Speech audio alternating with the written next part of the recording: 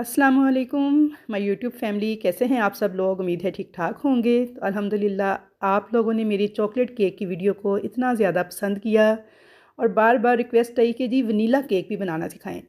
तो बस अब आपने देखना है, आज मैंने वनीला केक आप लोगों के लिए तैयार किया है बहुत ही आसान और परफेक्ट तरीके के साथ। ये देख सकते हैं आप कितना सॉफ्ट है और कितना स्पॉन्जी बन के तैयार हुआ है। और सिर्फ मैंने 2 table spoon cooking oil use किया है इस सॉफ्ट और ज़बरदस्त किस्म के स्पंज को बनाने के लिए। बहुत ही आसान और बहुत ही यूज़फुल टिप्स के साथ आपको केक बनाना सिखाऊंगी। तो बस आपने वीडियो को देखना है, लास्ट तक मेरे हाथों की तरफ देखते जाना है और मुझे सुनते जाना है। आज की ये वीडियो बहुत ही यूज़फुल साबित होगी तमाम होम बेकर्स के लिए भी और उन ख़वातीन के लिए भी, मेरी उन बहनों के लिए भी जो कि घर पे अपने बच्चों की बर्थडे के लिए एक सिंपल सा केक बनाना चाहती हैं, जिनके पास कोई बहुत ज़्यादा किस्म के औज़ार नहीं हैं। इस वीडियो के अंदर मैं आपको केक की परफेक्ट कटिंग भी करना सिखाऊंगी सिंपल नाइफ़ के साथ। उसके अलावा केक की फ्रॉस्टिंग करना सिखाऊंगी बग़ैर किसी नोज़ल के, आसान से तरीके के साथ कि आप घर पे अपने बच्चों की बर्थडे के लिए किस तरह से झटपट से बस केक रेडी कर सकती हैं और एक अच्छा सा जो उन्हें सरप्राइज़ है वो दे सकती हैं। उसके अलावा ये भी बताऊंगी कि केक के ऊपर क्रीम के साथ आप राइटिंग किस तरह से कर सकते हैं, क्रीम के अंदर आपने कलर किस तरह से मिक्स करना है और केक के ऊपर सिंपल सी डिज़ाइनिंग आप बहुत ही आसान तरीके से किस तरह से कर सकती हैं। छोटी छोटी टिप्स हैं जिन्हें आपने फॉलो करना है तो बेहतरीन केक आपका बन के तैयार होगा। तो बस आपने वीडियो को स्किप नहीं करना, लास्ट तक देखना है। तो चलिए हम अपनी वीडियो स्टार्ट करते हैं। लेकिन उससे पहले जो बहनें मेरे चैनल पर नई हैं, जो लोग फर्स्ट टाइम मुझे वॉच कर रहे हैं, आप सबसे रिक्वेस्ट है कि चैनल को सब्सक्राइब कर लें। वीडियो अगर पसंद आए तो लाइक शेयर ज़रूर करना है और एक अच्छा सा कमेंट ज़रूर करना है। तो सबसे पहले यहाँ पे देखिए जी, मैंने ले लिए हैं 4 अदद अंडे जो कि रूम टेम्परेचर पर हैं, यानी फ्रिज के रखे हुए आपने इस्तेमाल नहीं करने। अगर फ्रिज के अंडे हों तो उन्हें आप 2-3 घंटे पहले निकाल के फ्रिज से बाहर रख दें ताकि वो नॉर्मल टेम्परेचर पर आ जाए। अच्छा, यहाँ पे मैंने ली है पीसी हुई चीनी। नॉर्मल मैंने चीनी ली थी, उसे मैंने मिक्सी के जार में पीस के उसका पाउडर तैयार किया था। उसके बाद आपने 100 ग्राम चीनी किचन स्केल से मेजर कर लेनी है। जिनके पास किचन स्केल नहीं है तो आपने जो मेजरिंग कप होता है वो 3/4 कप लेना है। साथ ही मैंने इसमें थोड़े से 3 से 4 ड्रॉप्स डाल दिए थे वनीला एसेंस के। अच्छा, यहाँ पे ना पिछली वीडियो में मुझे पूछा गया था जी 3/4 कप का क्या मतलब है। तो 3/4 कप का मतलब ये है कि आप एक कप के अगर 4 हिस्से करें तो उसमें से 3 हिस्से आपने ले लेने हैं, एक हिस्सा आपने छोड़ देना है। अगर आपको फिर भी समझ ना आए तो आप इस तरह से कर लें, पहले आप ले लें हाफ़ कप और उसके बाद साथ आप ले लें 1/4 कप, तो वो भी 3/4 कप बन जाएगा। मेरा ख्याल है तो आपको समझ आ गई होगी। अच्छा, अब यहाँ पे देखते जाएं आप मेरे हाथों की तरफ। अंडों को मैंने चीनी के साथ पहले मिक्स किया है ताकि चीनी उड़े नहीं। उसके बाद मैंने इसे 2 नंबर वाले बटन की स्पीड लगाई है और इसको बीट करना स्टार्ट कर दिया है। अगर आपके बीटर के अंदर 3 से 4 या 4 से 5 स्पीड्स वाले नंबर हैं तो आपने क्या करना है, पहले 2 मिनट तक ना इसको 2 नंबर वाले स्पीड पे रख के इसको बीट करना है। 2-3 मिनट मैंने उसे बीट किया है। उसके बाद अब मैंने इसे फुल स्पीड पे यानी 5 नंबर पे बीट करना स्टार्ट कर दिया है। जो भी बीटर है आपके पास, आपने बस उसकी फुल स्पीड पे इसको पहले 2 मिनट में से थोड़ा सा लो स्पीड पर यानी मीडियम स्पीड पे करना है और उसके बाद 2 मिनट के बाद आपने इसको फुल स्पीड पे बीट करना स्टार्ट कर देना है। कितना बीट करना है ये मैंने आपको पहले भी बताया था, आज फिर बता देती हूँ एक बार कि इतना बीट करना है ये बिल्कुल फ्लफ़ी से हो जाएँ, क्रीमी से हो जाएँ और बिल्कुल लाइट सा कलर इनका हो जाएगा। ये देखिए, अब मैं चेक कर रही हूँ, तकरीबन मैंने इसे 4-5 मिनट बीट किया है। मैं चेक कर रही हूँ, थोड़ा सा बैटर उठा के गिराती हूँ तो एकदम से ठा देखें बैटर नीचे गिर रहा है, फ़ौरन से गायब हो जाता है। इसका मतलब है अभी अंडे हमारे जो है ना प्रॉपर ठीक तरह से बीट नहीं हुए। अभी मैं इसे 3 से 4 मिनट मज़ीद बीट करूँगी। हर बीटर की स्पीड अलग अलग होती है, हर बीटर की क्वालिटी अलग अलग होती है, इसलिए आपने बीटर के टाइमिंग पे नहीं जाना, आपने बस उसकी ये चीज़ चेक करनी है। ये देखिए, अब मैंने इसे थोड़ा सा और बीट किया है। अब मैं थोड़ा सा बैटर उठा के गिरा रही हूँ ना तो देखिए लाइनें लाइनें बन रही हैं और फ़ौरन से बैटर नीचे नहीं गिर रहा। ये देखिए क्रीम से की शक्ल में आ गया है और लाइनें कुछ देर तक ना स्टे कर रही हैं। तो बस इतना ही हमें इन्हें बीट करना था। अब मैं इसके अंदर डाल दूँगी कुकिंग ऑयल। अच्छा, कुकिंग ऑयल आप ना भी ना डालेंगे तो स्पंज आपका तैयार हो जाएगा, लेकिन मैं हर स्पंज के अंदर ना थोड़ा सा कुकिंग ऑयल डालती हूँ, उससे ना फिर वो गले में नहीं अटकता, मज़े का केक तैयार होता है। तो देखिए सिर्फ मैंने 2 टेबल स्पून जो है ना इसके अंदर कुकिंग ऑयल डाला है। 1 सेकंड में बीटर को चलाऊँगी और अच्छे से ना कुकिंग ऑयल को मैं मिक्स कर लूँगी। तो यहाँ पे देखिए जी, कुकिंग ऑयल जो है अच्छे से मिक्स हो गया था। तो बस अब बीटर का काम ख़त्म हो गया है, इसे हम साइड पे हटा देंगे। अब हम इसके अंदर ऐड करेंगे मैदा और बेकिंग पाउडर। अच्छा, मैं आज डायरेक्ट ऐड कर रही हूँ क्योंकि पहले मैंने ना मैदे को छान लिया था। तो आपने भी मैदे को ना पहले 1 बार 2 बार छान लेना है, उससे ना इसके अंदर एयर आ जाती है तो केक बड़ा सॉफ्ट और स्पंजी बनता है। तो मैंने छान के रखा हुआ था इसलिए मैंने डायरेक्ट ही छलनी पर डाल दिया है। अब इसके ऊपर ही मैं डाल दूँगी 1 टीस्पून लेवल करके बेकिंग पाउडर। अच्छा, मेजरिंग स्पून्स और मेजरिंग कप्स आपने ज़रूर परचेज़ कर लेने हैं, बहुत सस्ते से मिल जाते हैं 100-200 रुपये के। तो ये देखिए अच्छे से मैंने बेकिंग पाउडर को ना मिक्स कर दिया है इस मैदे के साथ और मिक्स करके ना बस अब थोड़ा सा मैंने देखिए मैदा नीचे चला गया है, बाकी मैं सारा ऐड नहीं करूँगी, थोड़ा सा मैं ऐड करके इसे 3 पोर्शंस में ऐड करूँगी। अब यहाँ पे आ जाता है मोस्ट इम्पॉर्टेंट स्टेप्स इसकी मिक्सिंग का, यानी कि मैदे को फोल्ड करने का। अच्छा ये देखें यहाँ इस स्टेप पे ना मैंने अपने कैमरे की स्पीड बिल्कुल भी तेज़ नहीं की। ये वीडियो की वही स्पीड है जिस स्पीड पे ना ओरिजिनल मैं मिक्सिंग कर रही थी, और ये इसे ओरिजिनल दिखाने का मकसद यही है कि मेरी तमाम बहनों को बहुत अच्छे तरीके से इसकी मिक्सिंग समझ में आ जाए। क्योंकि ये स्टेप जो है ना बहुत से लोग जो है ना यहाँ पे आके गलती करते हैं, जिससे फिर स्पंज जो है फूलता नहीं है, सॉफ्ट नहीं बनता, रबड़ की तरह बनता है। बस आप मेरे हाथ की तरफ देखते जाएँ और देखिए मैं कैसे मिक्सिंग कर रही हूँ। बिल्कुल हल्के हाथों के साथ नीचे बेस तक आपने स्पैचुला को ले जाना है और एक ही डायरेक्शन में, आपने इसे उल्टा सीधा नहीं घुमाना। देखिए मेरा चम्मच सिर्फ एक ही डायरेक्शन में घूम रहा है, क्लॉकवाइज। आपने इस तरह से उठा के बैटर को थोड़ा थोड़ा ऊपर की तरफ और मिक्स करते जाना है। जैसे ही देखिए मैंने इसके सेंटर से एक दफ़ा गुजारा है चम्मच को, मुझे लगा है कि अब मैदा बिल्कुल भी नज़र नहीं आ रहा, मिक्स हो गया है, तो मैं इसे छोड़ दूँगी और इसमें मज़ीद मैदा ऐड करूँगी। ओवर मिक्सिंग नहीं होनी चाहिए कि आप इसे मिक्स करते जाएँ, सारा फॉर्म ये ख़त्म हो जाएगा अंडों का और केक बिल्कुल भी नहीं फूलेगा, सॉफ्ट और स्पंजी हरगिज़ नहीं बनेगा।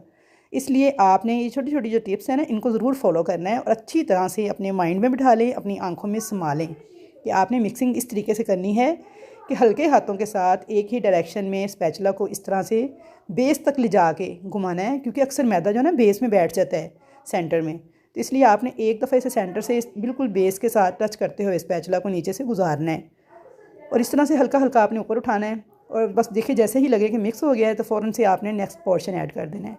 बहुत ज़्यादा जब आप इसे फेंटे लगाएंगे, तेज़ तेज़ फेंटेंगे या मिक्स करते जाएंगे, उससे क्या होगा, अंडों का ये जो हमने फॉर्म तैयार किया है ना, सारा बैठ जाएगा, तो फिर केक भी नहीं फूलेगा। इसलिए अंडों का ये फॉर्म जो है ना, इसे हमने टूटने नहीं देना, ना ही कम होने देना है। तो ये देखिए मैंने 3 से 4 पोर्शंस के अंदर ना थोड़ा थोड़ा करके सारा मैदा छानते हुए ऐड किया है। ये बहुत इंपॉर्टेंट स्टेप है, आपने छानना ज़रूर है मैदे को। मिक्सिंग के पहले भी आप, यानी मैदा जब आपने लिया था पहले भी आपने छान लेना है एक बार, और एक बार आपने डालते हुए छानना है, तो इससे इसमें एयर आ जाएगी, तो बहुत ही ज़बरदस्त किस्म का केक तैयार होगा। अब यहाँ पे देखें सेम उसी मेथड को फॉलो करते हुए मैंने सारा मैदा है ना उसे अच्छे से मिक्स कर लिया है। अच्छा तो व्यूअर्स यहाँ पे मैंने बिल्कुल भी अपने कैमरे की स्पीड को, वीडियो की स्पीड को तेज़ नहीं किया। मिक्सिंग वाले स्टेप में मैंने आपको बिल्कुल ओरिजिनल स्पीड दिखाई है, तो बस ऐसे ही आपने मिक्स करना है। तो मेरा ख्याल है आज की वीडियो में तो आपको बड़ी अच्छे से क्लियर हो गया होगा कि आपने मैदे की मिक्सिंग किस तरह से करनी है। तो ये देखिए जी, अब यहाँ पे मैंने मैदा कितना लिया था मैं आपको ये भी बता दूँ। मैंने लिया था 3/4 कप मैदा प्लस 1/4 कप, जो कि बराबर था 100 ग्राम मैदे के। अगर आपके पास किचन स्केल है तो आपने 100 ग्राम मेजर कर लेना है। अगर किचन स्केल नहीं है तो आपने क्या करना है, मेजरिंग कप्स लेने हैं और उसके साथ आपने 1 कप मैदा लेवल करके मेजर कर लेना है। तो ये भी बराबर हो जाएगा 3/4 कप प्लस 1/4 कप मैदे के। मैदा क्योंकि ज़रा हल्का होता है इसलिए थोड़ा सा ज़्यादा जाता है, हालांकि क्वांटिटी दोनों की सेम है, 100 ग्राम मैदा 100 ग्राम चीनी। लेकिन चीनी हैवी होने की वजह से ज़रा कम रहती है, और मैदे वाला जो कप है ना वो आपने लेवल करके फुल भर लेना है, ऊपर से उसे लेवल करके तो फिर आपने ऐड कर देना है। अगर आपको इस तरह समझ ना आए तो फिर आप ये करें कि 3/4 कप मैदा एक ले लें और 1/4 कप एक ले लें, लेकिन बेहतर है कि आप 1 कप लें, उसे लेवल करके तो ऐड करें। अच्छा अब यहाँ पे देखिए मैंने टिन को बेकिंग पेपर लगा के, बटर पेपर लगा के अच्छे से मैंने उसे ग्रीस करके चारों तरफ से रखा हुआ था। टिन आपने पहले रेडी करके रखना है अपने पास। अगर बटर पेपर नहीं है तो कोई परेशानी वाली भी बात नहीं है, आपने कोई सी भी बच्चों की नोटबुक का पेपर लेना है, उसे दोनों साइडों से ऑयल लगाना है और उसे यूज़ कर लेना है। बटर पेपर का ही काम करेगा सेम। यहाँ पे देखिए सारा बैटर जो है मैंने डाल दिया है केक मोल्ड के अंदर। 2 पाउंड का हमारा ये केक स्पंज तैयार होगा और 6 इंच का ये केक मोल्ड है। अच्छी तरह से सारा बैटर डालने के बाद थोड़ा सा इसे इस तरह से टैप कर लेना है। इससे क्या होगा, सारे एयर बबल जो है ना वो अंदर से निकल जाएंगे, तो केक हमारा बहुत अच्छा सॉफ्ट स्पंजी बनेगा, अच्छा बेक होगा। अच्छा मैंने एक अदद देगची जो है उसे भी चूल्हे पे रख दिया था प्री हीट होने के लिए, जब मैंने केक बनाना स्टार्ट किया था मीडियम फ्लेम पे। तो यहाँ पे चलते हैं अपनी देगची की तरफ। तो देखिए बहुत अच्छे से गर्म हो चुकी है। इसके अंदर मैंने एक स्टैंड रखा हुआ है, पिछली वीडियो में मैंने आपको बताया था। अगर स्टैंड ना हो आप कोई सी प्लेट उल्टी करके रख लें, कोई सी कटोरी उल्टी करके रख लें, या कोई सी चीनी की प्लेट, मिट्टी की प्लेट, कुछ भी यूज़ कर सकते हैं स्टैंड के तौर पर। तो इसके ऊपर हम रख देंगे इस केक टिन को, और ऊपर से देखें मैंने पहले ढक्कन रख दिया था इसी तरह से। फिर मुझे अचानक से याद आया, वो नहीं मैंने तो अपने व्यूवर्स को एक टिप बताई थी कि आपने इस तरह से पोना, जैसे चावलों को दम लगा के रखते हैं ना, उस तरह से ढक्कन को पोने के अंदर लपेट के फिर आपने रखना है। तो इससे फिर आप जादू देखिएगा, केक आपका जो सा 45 से 50 मिनट में बेक होता था ना, वो सिर्फ 25 से 30 मिनट में बेक हो जाएगा। फ्लेम आपने बिल्कुल ऐसे रखना है जैसे चावलों को दम लगाते हैं। तो यहाँ पे मैंने पूरे 30 मिनट के बाद ना इसे खोल लिया था, और ये देखिए माशाल्लाह कितना ज़बरदस्त केक तैयार हुआ है। टूथपिक से चेक कर लिया, बिल्कुल क्लियर आ रही है माशाल्लाह से अल्हम्दुलिल्लाह। कितना ज़बरदस्त केक बेक हुआ है, आप इसका कलर चेक कर सकते हैं और इसकी सॉफ्टनेस देखें, दिखने में ही नज़र आ रही है कि कितना सॉफ्ट, कितना स्पंजी बन के तैयार हुआ है। अब हम फ्लेम ऑफ करेंगे, इस केक टिन को निकाल के किचन काउंटर पे छोड़ देंगे कुछ देर के लिए, ताकि ये रूम टेम्परेचर पर आ जाए, थोड़ा ठंडा हो जाए। उसके बाद आपने नाइफ़ लेनी है, एक दफ़ा इस तरह चारों तरफ किनारे के साथ साथ घुमा देनी है। इससे क्या होगा कि केक के जो किनारे हैं ना थोड़े लूज़ हो जाएंगे। उसके बाद आपने इसे उल्टा करना है, हल्का सा इसे पीछे से टैप करेंगे तो केक बहुत ही आसानी के साथ बाहर निकल के आ जाएगा। तो ये देखिए माशाल्लाह अल्हम्दुलिल्लाह कितना बड़ा, कितना सॉफ्ट, कितना बेहतरीन स्पंज बन के तैयार हुआ है। खाने में भी इसका जायका बहुत बेहतरीन था, दिखने में तो आप देख ही रहे हैं कितना सॉफ्ट है। ये देखिए, आप इसकी सॉफ्टनेस चेक कीजिए, अल्हम्दुलिल्लाह बहुत ही बेहतरीन बन के तैयार हुआ था। अच्छा, यहाँ पे आपने देखा जो मैंने केक मोल्ड यूज़ किया है ना, ये एक्चुअली मिठाई का डिब्बा है जिसमें 2 kg मिठाई थी फजल स्वीट्स वालों का, मैंने उसी के अंदर यूज़ किया है इसे as a cake tin. 6 inch का ये था और बेहतरीन इसके अंदर 2 पाउंड का केक तैयार हो जाता है। तो आपके घर में ऐसे बहुत से डब्बे मौजूद होते हैं, अगर किसी के पास केक टिन नहीं है, घर पे आप केक तैयार करना चाह रहे हैं, तो आपको मोल्ड वगैरह ख़रीदने की ज़रूरत नहीं है, आप इस तरह का कोई सा भी मिठाई वाला डिब्बा भी इस्तेमाल कर सकते हैं। अच्छा, अब केक की कटिंग देखें कैसे करनी है। आपने नाइफ़ लेनी है, सेंटर में रखते हुए इसे बस एक दफ़ा एक निशान बना लेना है गोल। जहाँ पे निशान ख़त्म होगा वहाँ से आपने छुरी को अंदर की तरफ आरी की तरह चलाते हुए बाहर की तरफ निकाल देना है। तो ये देखिए जी, बिल्कुल लेवल केक की कटिंग हो जाएगी सेंटर से। और ये देखिए माशाल्लाह से, आपको मैं अंदर से भी दिखा दूँ कितना स्पॉन्जी केक है ये और कितना सॉफ्ट है। ये देखिए, मैं इसे मोड़ रही हूँ तो बिल्कुल भी टूट नहीं रहा, इतना सॉफ्ट बन के तैयार हुआ है। तो आपने भी तमाम टिप्स को फॉलो करना है, तो ऐसा ही बेहतरीन सॉफ्ट आपका स्पंज तैयार होगा। जब आपका स्पंज बेहतरीन बन के तैयार होगा ना, तो केक का टेस्ट भी उस वक्त ही आएगा। अच्छा, आज की वीडियो थोड़ी सी लंबी ज़रूर होगी, लेकिन आपके लिए बहुत ही ज़्यादा इन्फॉर्मेटिव है। अगर आप इसे देखेंगे गौर से तो यकीन जानिए केक बनाना आपके बाएं हाथ का खेल हो जाएगा। अब यहाँ पे देखिए जी, मैंने ले लिया था केक बोर्ड, उसके ऊपर थोड़ी सी क्रीम लगाई है। विप करने का तरीका जो क्रीम को, उसकी वीडियो मेरे चैनल पे मौजूद है, लिंक मैं डिस्क्रिप्शन में डालूंगी। तो आपने पूरी टिप्स के साथ ही क्रीम को विप करना है। विपिंग क्रीम मैं यूज़ कर रही हूँ इसके लिए। और केक की मैंने जो फ्रंट वाली लेयर थी ना, उसे रख दिया है इस क्रीम के ऊपर। हल्का सा मैंने उसे प्रेस किया है ताकि जो केक के साथ, क्रीम के साथ जो केक है ना, अच्छे से स्टिक हो जाए। अच्छा, तो व्यूअर्स, यहाँ पे मैं आपको एक बात बताती चलूँ कि मेरे घर पे आए हुए थे मेहमान, मेरा भांजा आया हुआ था, उसकी बर्थडे थी और उसने मुझसे फरमाइश की थी कि खाला मेरे लिए केक तैयार करें। तो ये केक ना मैं उसी की बर्थडे के लिए तैयार कर रही हूँ। तो यहाँ पे देखिए, मैंने शुगर सिरप जो था ना 3 चीज़ों से बनाया था। आपने साथ साथ बातों के अंदर ना मेरी बातें भी सुनते जाना है जो काम की हैं। ये देखिए, मैंने यहाँ पे शुगर सिरप के लिए ना आधा कप पानी लिया था, ठंडा पानी आपने इस्तेमाल करना है।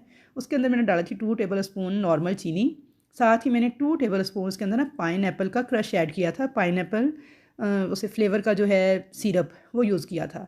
इससे क्या होगा, इस केक के अंदर ना बहुत ही ज़बरदस्त किस्म का पाइनएप्पल फ्लेवर आ जाएगा।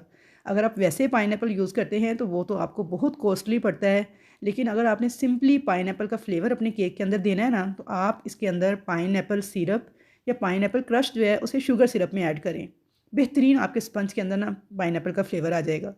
तो ये भी एक छोटी सी टिप थी आपके पास कि आप पाइनएप्पल फ्लेवर किस तरह से दे सकते हैं, क्योंकि बच्चों को अमूमन पाइनएप्पल फ्लेवर ज़्यादातर लोग इसे पसंद करते हैं। खाना जो है वो अच्छा लगता है, खाने में ये टेस्टी होता है। अच्छा, अब यहाँ पे क्रीम को ना मैंने पाइपिंग बैग में फ़िल कर लिया है। आपके पास पाइपिंग बैग ना हो तो आप शॉपिंग बैग में डाल के भी, जो मेरी वो बहनें जो कि बेकिंग नहीं करती, बस कभी कभार घर में बच्चों के लिए केक बनाती है ना, उनके लिए मैं ये टिप बता रही हूँ। तो आप इस तरीके से ना उसे हल्का हल्का घुमाते हुए केक को चारों तरफ से कवर कर सकती हैं। इस तरह केक के ऊपर क्रीम ना बिल्कुल लेवल लगेगी, आपको ज़्यादा मशक्क़त नहीं करनी पड़ेगी उसे लेवल करने के लिए।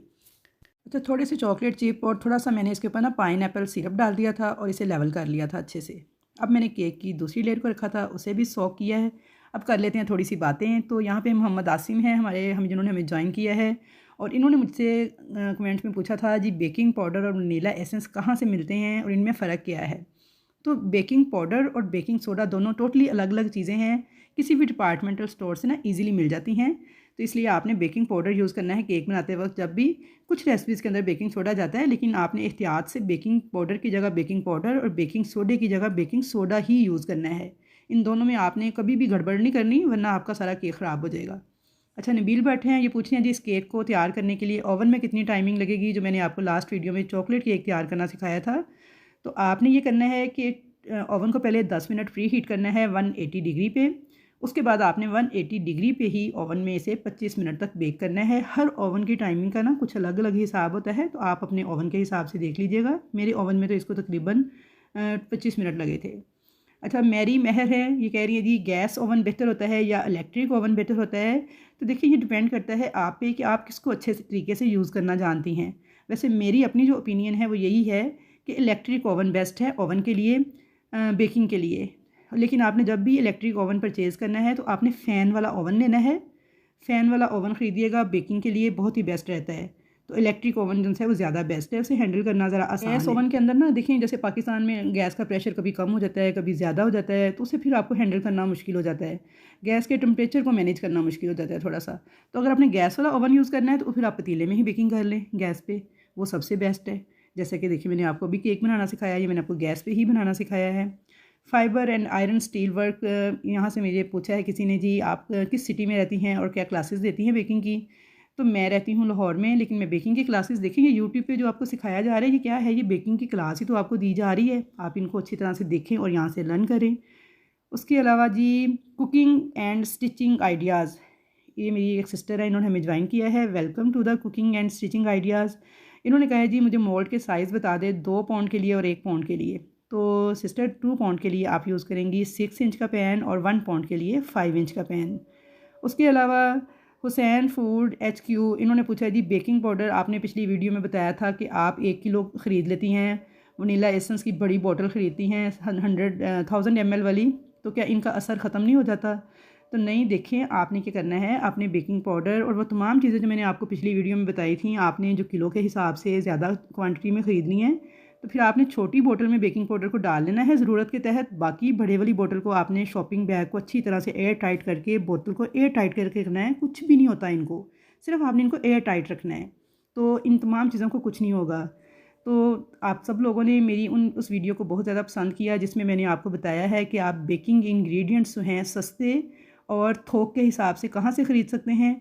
मैंने वीडियो के अंदर तमाम दुकानों के नंबर भी मेंशन कर दिए थे, फ़ोन नंबर भी और एड्रेसेस भी मेंशन कर दिए थे, ताकि मेरे तमाम बहन भाई जिन्होंने परचेजिंग करनी है वहाँ से, वो पहले फ़ोन पे बात कर लें उनसे, उसके बाद वहाँ जाके एड्रेस उनसे समझ लें और ईज़िली वहाँ से जाके सारी चीज़ें जो उनकी ना वो थोक के हिसाब से बल्क में या फिर जितनी भी क्वान्टिटी में उनको नीड है तो सस्ती परचेज़ कर सकें। तो बहुत शुक्रिया आप सबके कमेंट्स का। तो आप लोगों ने इस वीडियो पे भी मुझे अच्छे अच्छे कमेंट्स करने हैं, अपने नेम भी बताने हैं साथ साथ, और मैं इंशाल्लाह ताला वीडियो में आपके नाम भी लूँगी, आपके क्वेश्चंस के आंसर भी दूँगी। अच्छा, यहाँ पे देखिए बातें तो हो गई। अब आपने देखा मैंने केक को किस तरह से सारा पहले एक लेयर लगा के सोक किया है दूसरी लेयर को, उसके बाद मैंने इसे फाइनल आइसिंग करने के लिए क्रीम से कोट किया है। और अब यहाँ पर देखते जा रहे हैं अब केक मेरा कितना नीट होता जा रहा है। अब मुझे इसके ऊपर शार्प किस्म के एड्ज लाने हैं, तो कैसे लाने हैं अब आप गौर से बस मेरे हाथों की तरफ देखते जाएं और टेक्निक देखें मैंने कौन सी यूज़ की है। मैंने अच्छे से देखें पहले क्रीम केक को ऊपर से लेवल किया है, साइड से मैंने स्क्रैपर फेर के उसे लेवल किया है, आप नाइफ़ वगैरह भी यूज़ कर सकते हैं। उसके बाद देखिए केक तो मेरा लेवल हुआ, नीचे से कहीं कहीं से क्रीम कम है। अब जहाँ से क्रीम कम थी ना वहाँ मैं क्रीम लगा रही हूँ। और अब क्रीम लगाने के बाद देखिए मैंने दोबारा से स्क्रैपर के साथ इसको एक दफ़ा लेवल कर लिया है। अब यहाँ पे आप एक चीज़ नोट करें कि देखिए मैं जब इसे घुमा रही हूँ टर्न टेबल को और स्क्रैपर के साथ नीट कर रही हूँ किनारे को, तो किनारे ऊपर की तरफ क्रीम से ना निकलते जा रहे हैं। आप देख सकते हैं इसके टॉप पे जो क्रीम है ना बाहर की तरफ निकल रही है किनारों से। तो जी हाँ, ये मैं खुद ही कर रही हूँ। इस तरह से जब आप घुमाते हुए टर्न टेबल को घुमाते जाएंगे, इसे नीट करते जाएंगे, तो क्रीम जितनी भी एक्स्ट्रा है ना सारी ऊपर आ जाएगी। अब इस एक्स्ट्रा क्रीम को आपने इस तरह से लेनी है पैलेट नाइफ़, इसे अंदर की तरफ इस तरह से आपने एक किनारे से दूसरे किनारे की तरफ चलाना है और साथ साथ हर बार में ना पैलेट नाइफ़ को साफ़ ज़रूर करना है। अच्छा देखिए मैं पैलेट नाइफ़ को इस तरह से चलाती हूँ, साथ ही मैंने हाथ में स्क्रैपर पकड़ा है, उसके ऊपर से ना मैं उसे अच्छे से साफ़ करती जा रही हूँ। आपने पैलेट नाइफ़ को पहले साफ़ करना है, फिर उसके बाद दोबारा उसे अंदर की तरफ चलाते हुए इस तरह से केक को नीट कर लेना है। तो ये देखिए माशाल्लाह से कितना ज़बरदस्त हमारा केक जो है ना बिल्कुल लेवल हो गया है, नीट हो गया है। इसके लिए एक टिप तो ये है कि आपको थोड़ा सा इसे गौर से देखना पड़ेगा सबसे पहले। दूसरी टिप ये है इसकी प्रैक्टिस करनी पड़ेगी। आप घर पे अपने बच्चों की बर्थडेज़ के लिए केक बनाएं, गिफ्ट करें रिलेटिव्स में बना के, तो आहिस्ता आहिस्ता आपके हाथ में खुद ब खुद प्रैक्टिस के साथ सफाई आती जाएगी। और सबसे जो अहम बात वो ये है कि क्रीम को आपने बहुत अच्छे तरीके से विप करना है। अगर आपकी क्रीम ही अच्छे से विप नहीं होगी तो आपका केक कभी भी नीट नहीं बनेगा। अच्छा, अब यहाँ पे ना जो मैंने क्रीम विप की थी केक के लिए वो तो सारी ख़त्म हो गई थी केक को नीट करते करते। अब मैंने थोड़ी सी विपिंग क्रीम ली है, उसके अंदर मैंने 2-3 drops liquid gel food colour के ऐड किए थे, स्काई ब्लू कलर के। अच्छा, आपने हमेशा क्रीम के अंदर जेल फूड कलर या फिर आइसिंग जेल कलर ऐड करना है। कभी भी जो लिक्विड पानी वाले आम कलर मिलते हैं ना वो नहीं ऐड करने, उससे एक तो क्रीम कड़वी हो जाती है, दूसरा बिल्कुल रनी सी हो जाती है। यानी फिर वो प्रॉपर नहीं बनती। थोड़ा सा मैंने क्रीम को विप किया है। अच्छा, अब इस क्रीम के साथ ना मैंने केक के ऊपर हल्की सी डिज़ाइनिंग भी करनी है और साथ में राइटिंग करनी है, क्योंकि मेरा भांजा कह रहा था जी खाला मेरा ऊपर नाम लिखना है आपने, हैप्पी बर्थडे उसैद। तो उसके लिए देखिए मैंने थोड़ी सी क्रीम को विप किया और इसे बहुत ज़्यादा विप नहीं किया, इसे मैंने थोड़ा सॉफ्ट रखा है। क्यों सॉफ्ट रखा है? क्योंकि इस क्रीम के साथ मुझे करनी थी राइटिंग। तो यहाँ पे देखिए जी। अच्छा, तो व्यूअर्स यहाँ पे ना थोड़ा सा जो क्लिप था ना मुझसे मिस हो गया वीडियो का शूट करने के दौरान, कि मैंने क्रीम के अंदर liquid gel food colour add किया, थोड़ा सा उसे विप किया सॉफ्ट रख के, और थोड़ी सी इसके अंदर ना न्यूट्रल जेल ऐड की थी, हाफ़ टी स्पून के बराबर। फिर उसे थोड़ा सा मैंने विप कर लिया था। उसके बाद मैंने इसे पाइपिंग बैग में फ़िल कर लिया है। और अब मैं इसके साथ ना देखें केक पे राइटिंग कर रही हूँ तो कितनी इजीली राइटिंग हो गई है, स्मूथ बिल्कुल क्रीम जो सी अब निकल के आ रही है। तो ये छोटी सी टिप थी कि जब आपने केक पे राइटिंग करनी हो तो आप क्या करें, क्रीम को सॉफ्ट विप करें, कंप्लीट नहीं विप करना आपने, बस सॉफ्ट विप करना है। और उसके बाद उसके अंदर थोड़ी सी न्यूट्रल जेल ऐड कर देनी है, तो उससे बड़ी ही शाइनी सी इसकी लुक आएगी और बहुत ही स्मूथली क्रीम जो है ना पाइपिंग बैग से निकलती जाएगी।